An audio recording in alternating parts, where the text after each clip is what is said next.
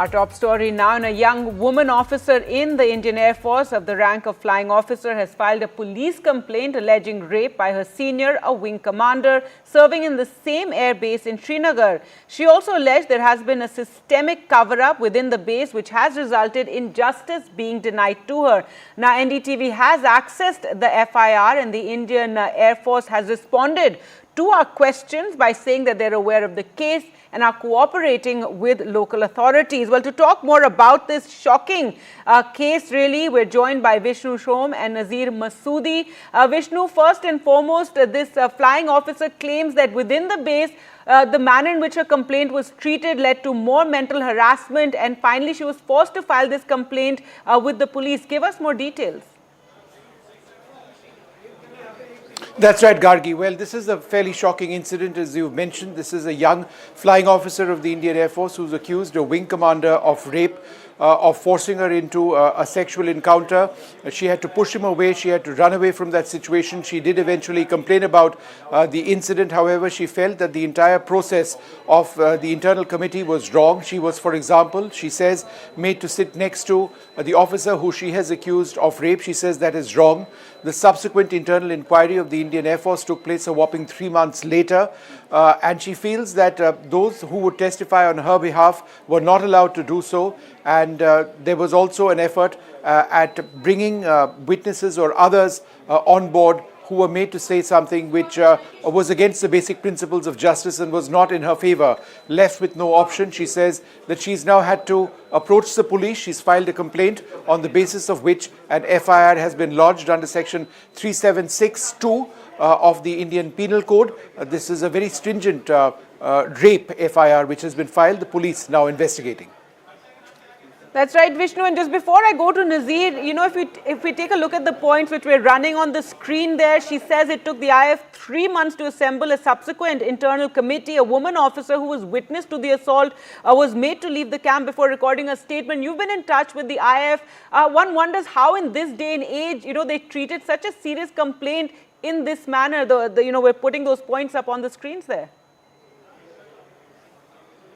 No, absolutely. And it just does appear that for a woman in uniform to actually go through that process of inquiry and feel that there was no justice, that she was still in that same base as this officer, make the point that her leaves were not granted, feel that she had no option but to go to the police, reflects the seriousness of this incident, and certainly questions need to be raised about that internal process.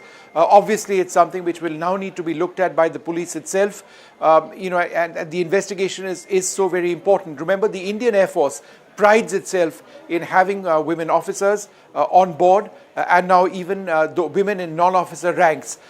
Among the three services, it was the Indian Air Force which took the lead in inducting women as officers. We have women fighter pilots, we have women in all important decision-making roles in officer ranks in the Indian Air Force. And therefore, for a situation like this to take place so many years after the induction of women and in complete violation of norms which exist, not just you know, armed forces guidelines, but the law of the land, is very, very unfortunate indeed. Absolutely, Vishnu. It's just shocking. And, you know, as you pointed out, this as we're asking more and more women to join the armed forces. Nazir, a very delicate, very sensitive matter for the police now to handle. What are you hearing? What happens next? Well, clearly, when she exhausts all the options within the organization, she had to approach the police, and the woman flying officer, she had filed a complaint, and based on that complaint, Budgam police have filed an FIR on 8th of this month, just 2 days back. So based on that FIR, police say investigation is underway, so which happens in every such case, and it is a very, very sensitive case. And there are chilling details how this woman officer has been treated on New Year Eve, and it has taken now almost more than 8 months now. So that she is, we talk about this incident which remained under the wraps. First, because of the delayed internal inquiry which was conducted by a colonel rank officer, as Vishnu was mentioning, how according to her complaint, she was made to sit with the offender and answer certain questions. And then instead of helping her, giving her justice, according to her complaint, that the offender was being protected and shielded by the officers, and that's why after she did not have any hope in the internal mechanism of the inquiry of the Indian Air Force, she filed a police complaint. Now it's up to police what police are going to do. And as Vishnu has mentioned, that the Air Force has said that they will cooperate with the local authorities, which is the local police in this case. We are talking about this incident in the Air Force, which maintain highest standards of discipline and the internal, mechanism to maintain any, discipline. At a time when we know that on the case of rapes and the violence against women, there's a huge outrage across the country, particularly after the Kolkata incident, where this incident has happened on the New Year Eve, when there was a New Year party at Srinagar Air Force Base, and why all this has happened. And according to this complaint, that what police have now filed this FIR, and they say they are seriously investigating this case. All right. Thanks so much, Vishnu and Nazir, for joining us with all those details. Indian Air Force saying they're cooperating with the local authorities. But a very shocking case here, indeed, which will continue to follow all those developments. But moving on now to news from West Bengal, from Kolkata, on the doctors' protest. Now, the junior doctors of Bengal protesting over the rape and murder of a young doctor at a Kolkata hospital have in fact hardened their stance after this 5 p.m. back-to-work deadline was given by the Supreme Court yesterday. Not only did they not or just simply refuse to return to work, in fact, they took out another protest march and gave a counter deadline to the state government today, saying they would hold a sit-down protest outside the health secretariat if certain demands weren't met by 5 p.m., which weren't met. So they are sitting in that protest. They're demanding resignation of the Kolkata Police Commissioner, Health Secretary, Director of Health Education as well. Let's go across to Saurabh now for more. And Saurabh, who's been tracking all these developments, this protest behind you, Saurabh, behind those barricades is where the where the doctors are sitting, and also the government has reached out to them and said, come forward for talks. So what is happening right now?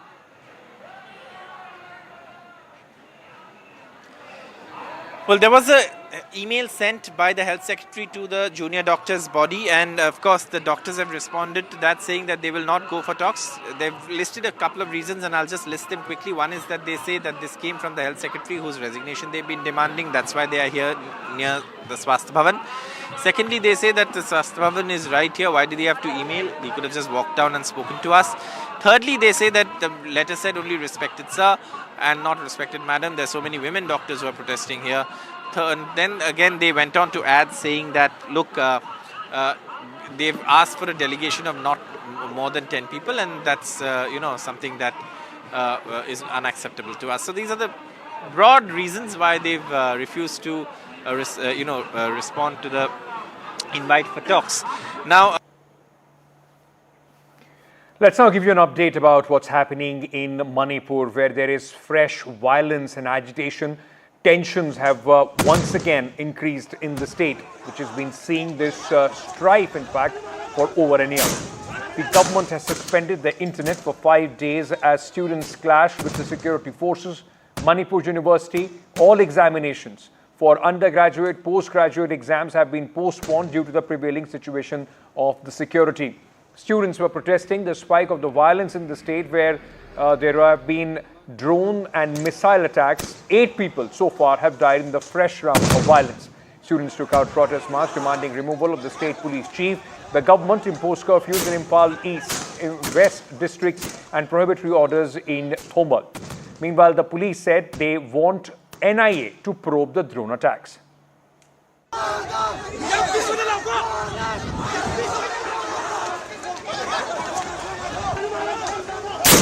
Protesting youngsters, mostly students, tear-gassed in Imphal. This after a curfew was imposed in the state capital and the surrounding valley. Protesters have been demanding action against insurgents who carried out drone attacks last week. So the governor has promised to us that in the very near future, he'll be turning this with a positive response and do action. That was a promise given by the Honorable Governor. We have also mentioned very clearly about calling the 50 MLS to the governor's bungalow so that.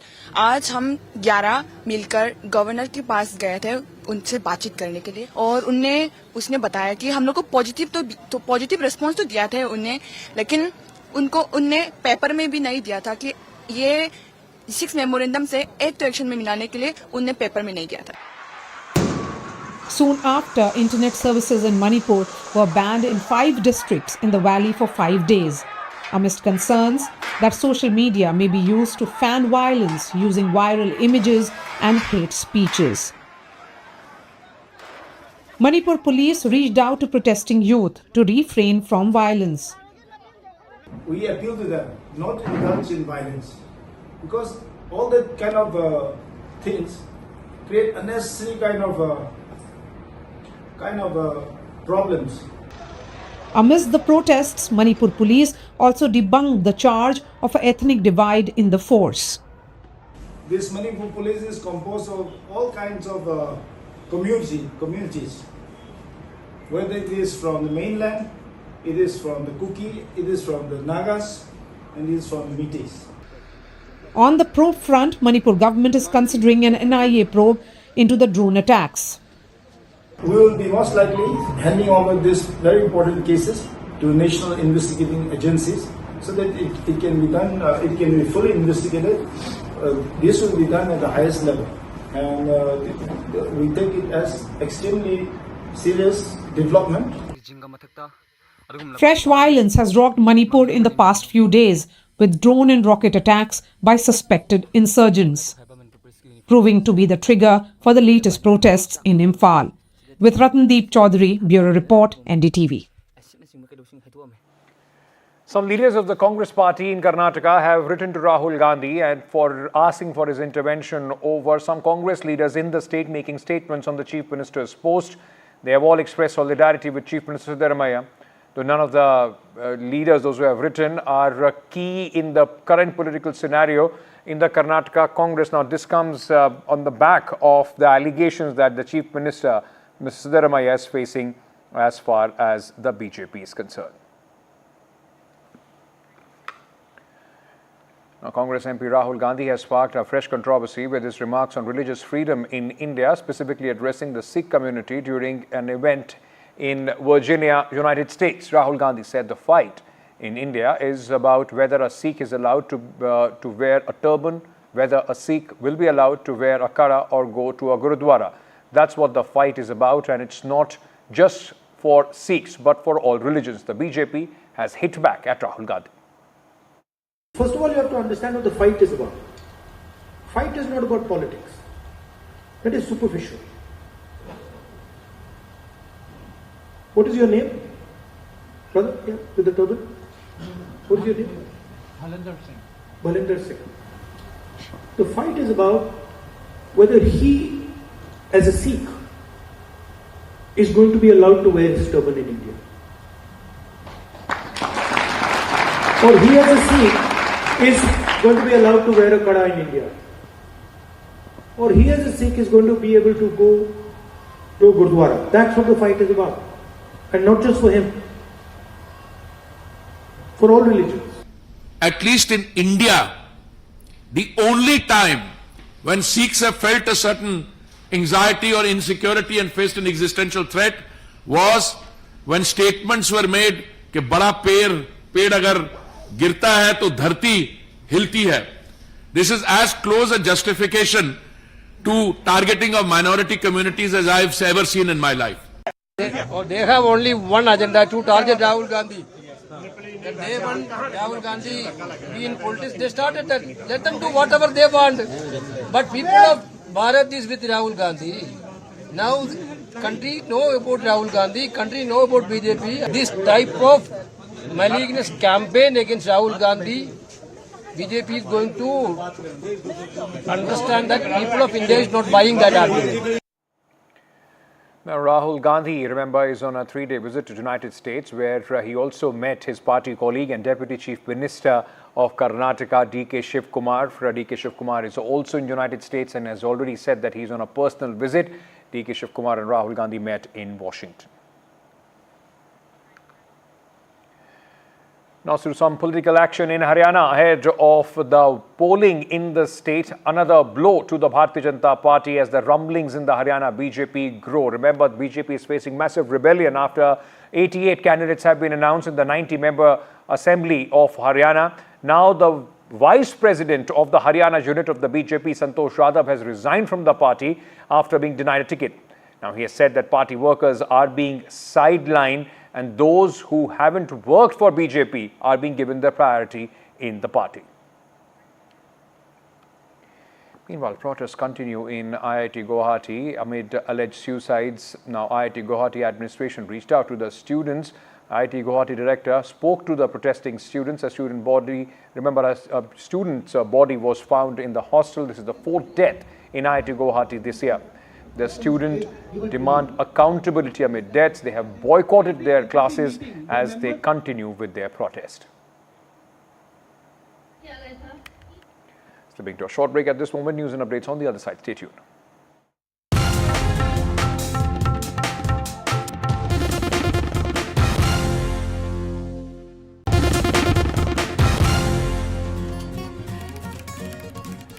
A special NIA court in Delhi has granted interim bail to parliamentarian Rashid engineer in connection with the terror funding case. The interim bail is granted till October 2nd, 2024 to allow him to campaign for the upcoming Jammu and Kashmir assembly elections. Now remember, engineer Rashid his front is fighting on certain assembly constituencies where the PDP and the NC have been in fact saying that he is being propped up and is being helped by the BJP.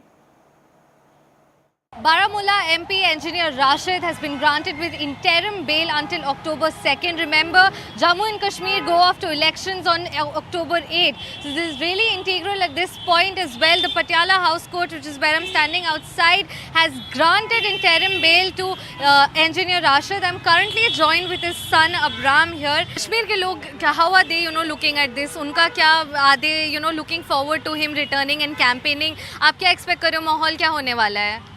जी बिल्कुल, मैं ये कहता हूँ कि आज north Kashmir नहीं बल्कि पूरा कश्मीर का हिस्सा जो है आज वो इंजीनियर रशीद साहब का वेट कर रहा है कि वो कब जेल से छूटते हैं और वो उनको देखें, क्योंकि लोगों ने बहुत ज़्यादा जो एक्सपेक्टेशन रखी है इंजीनियर रशीद साहब से, क्योंकि उन्होंने हमेशा उनकी बात की। तो बिल्कुल मेरे ख्याल से एक अलग माहौल होने वाला है जब वो कश्मीर जाएंगे, क्योंकि लोग उनको चाहते हैं, एक दिली मोहब्बत है उनको इंजीनियर रशीद साहब के साथ।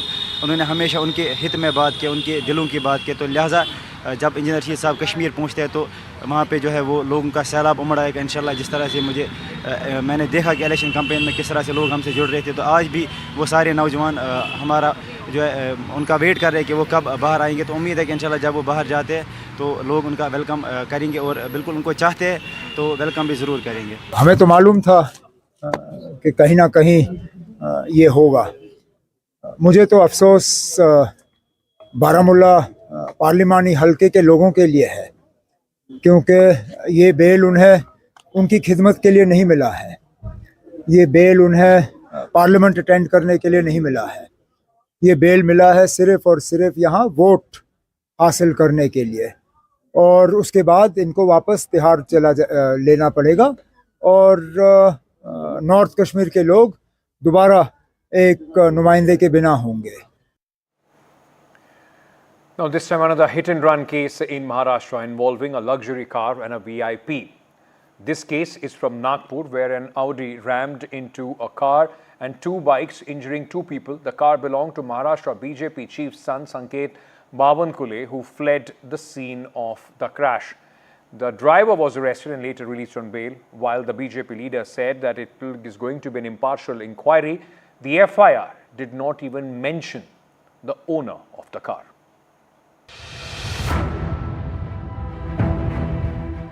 Another hit-and-run case involving a VIP, this time the son of Maharashtra BJP chief Chandrasekhar Bawankule. The Audi rammed into a car and two bikes in Nagpur, injuring two people. Sanket Bawankule, along with two friends, fled the scene after the accident. The driver was arrested and later released on bail. अपघात की घटना हुई है 9 तारीख को 12:30 बजे night को हुई है और उसमें जो गाड़ी व्हाइट कलर की ऑडी है और संकेत बावनकुले के नाम के है और उनके मालिक है और उसमें जो ड्राइवर है अर्जुन उसको भी हमने अरेस्ट किए थे। बाद में ऑफेंस बेलेबल होने के कारण उनको बेल दे दी। Sources have told NDTV the occupants of the car were on their way from a beer bar. Police say Sanket's statement has been recorded. Blood test reports, which will reveal if the driver was drunk, are awaited. Meanwhile, BJP leader Bawankule has admitted that his son owned the vehicle and emphasized that the law should be equal for all. माझ्या मुलाच्या नावाने ती गाडी आहे आणि पोलिसांनी पूर्ण चौकशी केली पाहिजे, कोणालाही वेगळा न्याय लावू नये आणि पोलीस इन्क्वायरीमध्ये जे जे दोषी असतील त्यावर ती कारवाई केली पाहिजे. मी कुठल्याही पोलीस यंत्रणेच्या हातामध्ये बोललो नाही. Curiously, the FIR copy does not include the vehicle's registration number or mention the owner's name. Maharashtra's opposition has been quick to allege that the Home Department is attempting to shield the leader's son. कानून व्यवस्था कितनी उध्वस्त हो गई है, खास करके जहां फडणवीस जहां से आते हैं गृह मंत्री, उस शहर का हाल देखिए. आज आपके प्रदेशाध्यक्ष की बेटा है, नशे में धुत रहा, गाड़ी चला रहा था, 2 लोग गंभीर तरह से जख्मी है, मौत से जूझ रहे हैं और FIR में नाम तक नहीं. Even as investigations are underway, questions are raised over whether the probe will be fair and impartial given the political influence involved. Radhika Ramaswamy for NDTV.